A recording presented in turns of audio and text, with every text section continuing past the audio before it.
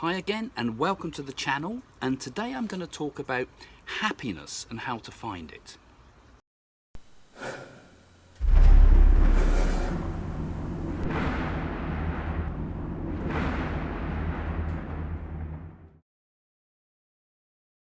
So what's happiness? How do we describe it?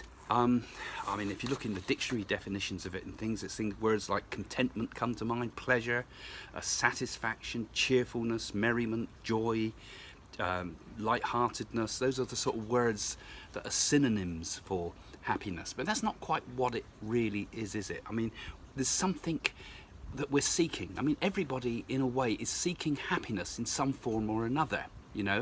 We want to be happy. I mean, I don't know many people that don't genuinely at heart want to be happy. Even the miserable sods want to be happy, and most people think that it's the external world that's going to bring us happiness, don't they? I mean, I've just been out and bought a lottery ticket, right? So that could bring me a whole fountain of money for forever, and I'd have all the things I want in the world, could go to all the places, do all the experiences I want. I could even sit and meditate for the rest of my life if I want to, because I'd have no commitments, But we all know that money don't bring happiness. I mean, it's an old cliche, but it's really important, isn't it? Because really, supposing we didn't have health, then all that, if I won a fortune on this tomorrow and my health went, I would be pretty unhappy, wouldn't I?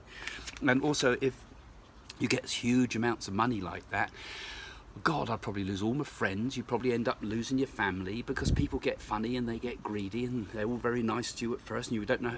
People I've met who are very, very rich people now, in my work as a medium, I've met billionaires sometimes, really, really multi-millionaires, and they say that the money don't really bring them what they want. They're still seeking. There's still more. There's still something missing, And so what is it? What is it that brings us that real happiness that even money can't buy, Health, of course, is important. Without health, it's pretty hard to be happy if you're in pain. I don't often feel happy if the dentist hits the nerve when he's still doing a deep root canal. Not that he does. I've got a great dentist, but but even then, sometimes people that are very unhealthy, sort of like, say, supposing someone that's got a major disability or autism or something like that, they can often, people I've met like that, could be much, much happier than some of the other people that have got everything going for them in their life, So although health is obviously an important thing, it's not the whole thing, is it? It's not the whole thing, because I've seen very unhealthy people, well, I say unhealthy, disabled, they're not necessarily unhealthy, are they? But those that they can still be great achievers in life, they can still achieve things, they still have a happiness that often other people don't, and often those adversity, as I've spoken about in my other videos, often drives people to greater things, and often drives people to greater happiness too. The other thing is human relationships, I mean, when I'm doing my psychic readings, obviously people come to me for all sorts of things, and one of the things that's top on the list, next to money, is relationships. People think, if only I had my soulmate, if only I had the perfect partner, if only I had this vision that they get of a perfect family and a perfect home and everything like that, then I'd be happy. And you probably would, for a while, but that happiness is still very dependent on other people, isn't it? It's dependent on these other people. And what if that never did occur in your life? What if that soulmate that you're hoping for didn't come along? If you're realistic and it didn't happen, would you spend your whole life pining for something that wasn't going to happen? You'll be living always in some future land, but never here and now. So I think a lot of the problem with unhappiness comes because people are hoping for something that's in the future, and hope or wishing or mourning for something that was in the past. You don't live in the here and now, because to be happy, you have to be here and now, not somewhere in the future, somewhere in the past. So that applies both to all the monetary things, because you can't actually possess money things, can you? They're always outside of you. And you can't even possess happiness in a relationship ultimately, because it's still something that's still out there, Happiness has to come from within. And of course, the biggest thing that makes people most unhappy is death. Because when death comes along, everything that we, either to ourselves or to the world, someone in our life, everything is stripped away. The horrible feeling that's in the air when someone's just died is awful. It's a dreadful feeling, isn't it? And even with my work as a medium, I still think it's an awful thing when death comes along. We can't just say, oh, there's life continues, it's all going to be all right. We know life continues. I know that for an absolute fact. And that even with the reassurance of that, there's still the thought of, is there death makes us see and question what we place our happiness upon. We realise that all the things of the world are actually they don't last. Life is a bridge that we pass over, but we can't build on it. We have to pass through this life. We're on a journey through life. So death is actually one of the keys to finding happiness in some respects, because it teaches us the importance of the ephemeral, the importance that the world cannot be grasped. It's just like sand in our hands. And that's not something to be horrified about.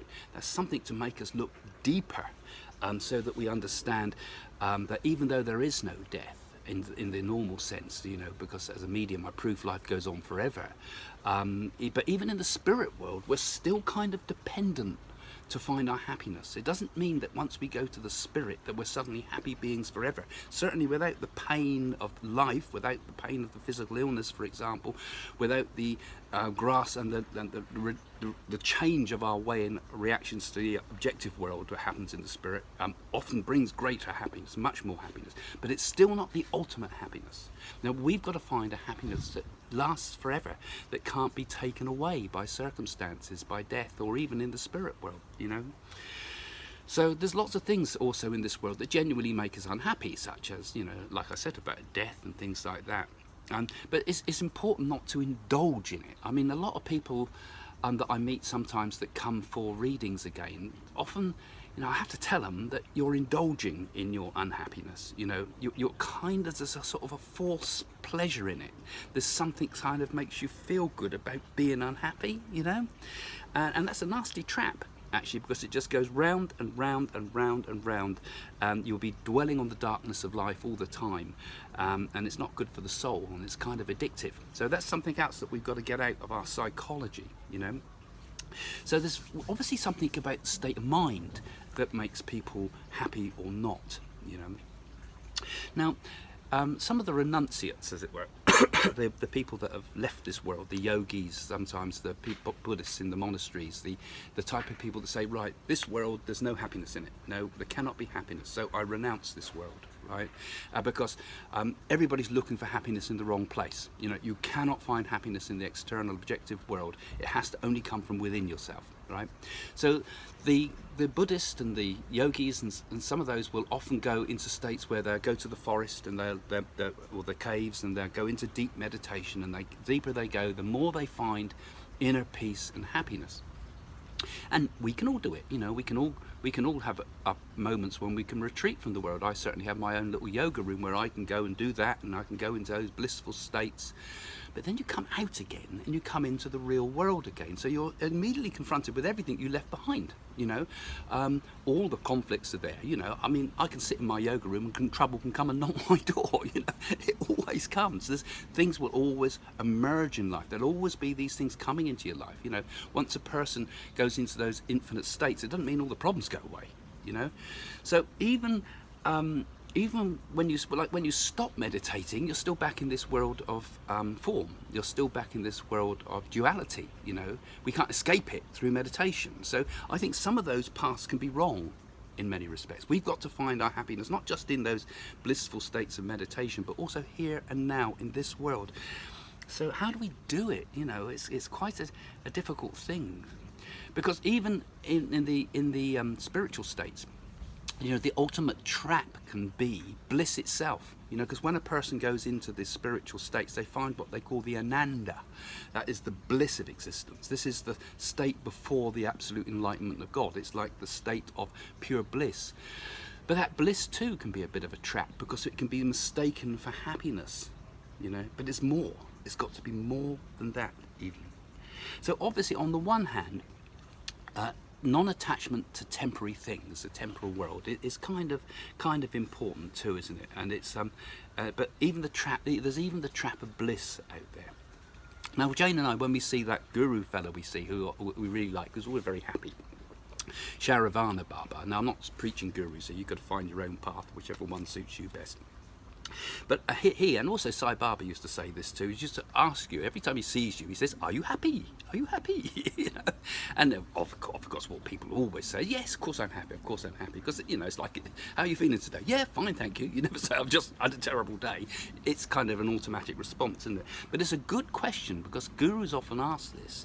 And we kind of automatically answer it. But, you know, the question needs us to consider, because we are thinking here about the deepest things in existence when we think about, are we happy? But if we were to take away, say, all our attachments and desires to the world, all our attachments and desires loaded in the future and in the past, you know, and we were completely free from all those things, and I'm sure we find peace, don't we? You know, because we find that in meditation sometimes, but in our real life, if we can consciously understand that, you know, we are actually on a journey all the time. You know, and sometimes we feel happy, sometimes we feel sad, but we should just let it all happen anyway, because it's going to happen. That sort of non-attachment, that acceptance of things as it is. So we don't have to renounce the world, we just have to accept it as it is. Just let it be what it is, and be happy with what we've got, be content with what comes to our life, and then I think we get into a greater state of peace and wonder. And joy at the world, because, you know, in the Hindu sense, and in most of the Eastern teachings, and also if you look at it, the idea of the Christian teaching, what is the Christ, as it were, as well, the ultimate state, you know, is oneness. It's like Brahma, they say, is all, you know, it is everything. Everything that is happening here, now, you watching this, me saying this, is all the mind of God. It's all happening in Brahma, not God, man in the sky, God. God as everything, God as all, you know. And that state, beyond even the bliss, is a state of pure, it's beyond unspeakable, actually, it's undescribable. But one word we could describe it is the absolute happiness, right? The absolute love, the absolute happiness of existence. So, in order to be happy, it's easy, really. There's no obstacles in your way whatsoever to be happy. You simply have to be happy. Just be happy. Just be it. You know, it sounds hard, but it's easy, isn't it? You just be it. Just allow yourself to be happy. A lot of happiness can come often too by enjoying the happiness of others. When you see other people do well, you can do it with your children, you feel happy and proud, don't you? But do it with all people that achieve something great in life. Feel happiness for them. That is also releases us from the selfishness of attachment to happiness, to understand that all is one, all is Brahma. This I believe, is the enlightened path. We don't have to have helpless wishing for happiness. We don't have to think that there's obstacles in our way and that it will come if. Be happy now. So I've just done a video here about happiness and what I believe happiness is. Now, you've not watched it, but I'd be interested in what your take is of what do you think happiness is and how do people achieve it? Happiness is being peaceful with yourself and getting on with life and enjoying people, enjoying the garden, feeling contented. And happiness is something that comes within us, not just outside of us. Happiness is, I find happiness as love, caring, and being contented. Okay. And do you think there's any permanent form of happiness? I mean, when happiness is taken away for people, sort of like when we do readings with people and they've had a death or lost somebody, they obviously look at the world and see it as a completely different place, an unhappy place. What would you say to people who've had things torn away? Is there any form of finding a permanent happiness in Well, life? happiness, once again, will be people surrounding us, giving us love and picking us up to comfort us and to be there for us. And like life, we're going to experience suffering, because how will we know what happiness is if we haven't suffered in this life? Well, that's true. You have to suffer to know happiness. And when we see, I mentioned on my talk that I said about when we saw Sharavana Baba, he always says to us, "Are you happy?" Right? Why do you think he says that? Because he says it to lots of people. Because happiness is the essence of the soul. Happiness is who we are. Happiness is really for good things happening around us that makes us happy. We can be happy, experience good food. We can be happy because people have done well for themselves.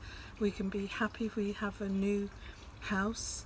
We can be happy for others. It's an unselfish act. But really, the ultimate happiness, I said in my video, was really the realization that that is the absolute centre of one's self. Atom.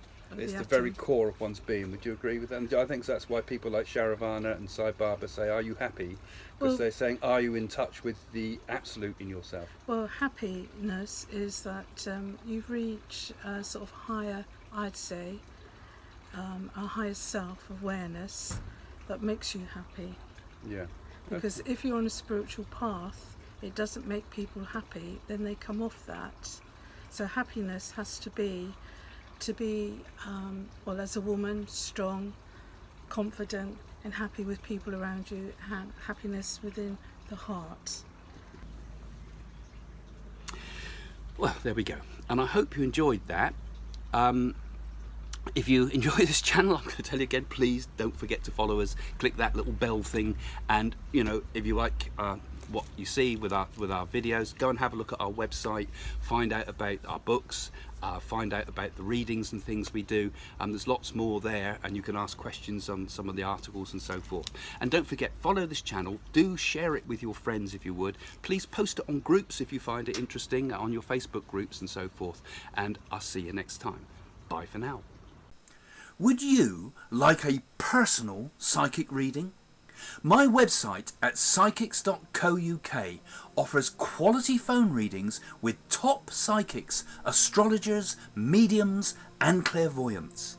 They've all been checked out and are monitored to ensure that you always speak to a top professional. Go to the website to select a reader and get a phone reading with the very best.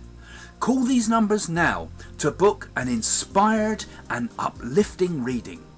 Quality is always remembered.